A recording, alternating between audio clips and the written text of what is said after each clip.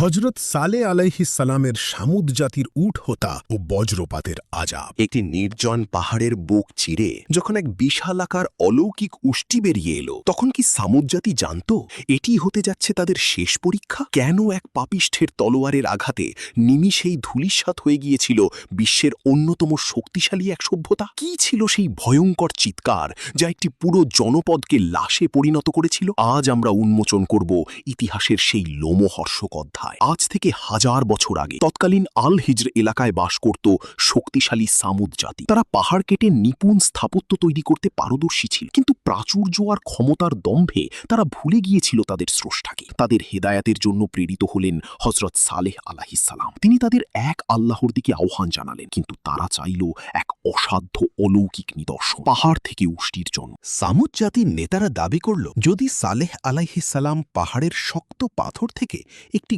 গর্ভবতী ও জীবন্ত উট বের করে দেখাতে পারেন, তবেই তারা ঈমান আনবে। হজরত সালেহ আলাইহিস সালাম আল্লাহর কাছে প্রার্থনা করলেন। মুহূর্তেই বিশাল এক পাহাড় চিরে বের হয়ে এলো এক অলৌকিক উষ্টি। এই দৃশ্য দেখে কেউ কেউ ঈমান আনলেও অধিকাংশের অন্তরে হিংসার আগুন দাউ দাউ করে জ্বলতে শুরু করল। ঐশী নির্দেশ ও ষড়যন্ত্র। আল্লাহর পক্ষ থেকে নির্দেশ এলো, এই উটি এই জনপদে বিচরণ করবে। একদিন সে কূপের সব পানি পান করবে এবং অন্যদিন পুরো জনপদ পানি ব্যবহার করবে।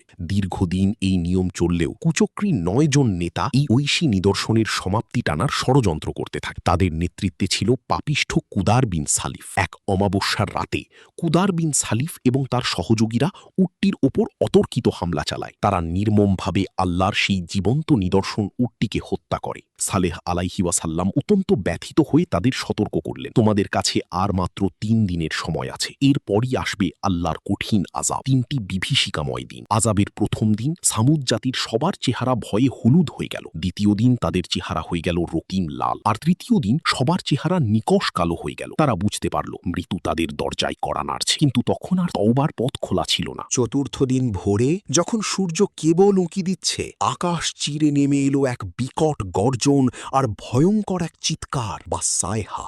সেই চিৎকারে সামুদ জাতির মানুষের হৃৎপিণ্ড ফেটে গেল। একই সাথে শুরু হলো প্রলয়ঙ্করী ভূমিকম্প। মুহূর্তের মধ্যে শক্তিশালী সেই জনপদ মাটির সাথে মিশে এক ধ্বংসস্তূপে পরিণত হলো। নিথর দেহগুলো তাদের নিজেদের তৈরি করা আলিশান প্রাসাদের নিচে চাপা পড়ে রইল। সামুদ জাতির এই ধ্বংসাবশেষ আজও জর্ডান ও সৌদি আরবের সীমান্তে আমাদের মনে করিয়ে দেয় অহংকার এবং আল্লাহর নিদর্শনকে অবজ্ঞা করার পরিণাম কতটা ভয়াবহ হতে পারে। এই কাহিনী আমাদের শেখায় স্রষ্টার অবাধ্যতা এবং ক্ষমতার দম্ভ কোনো জাতিকেই রক্ষা করতে পারে না। আজকের আধুনিক যুগে আমরা কি সামুদ জাতির এই ইতিহাস থেকে শিক্ষা নেব?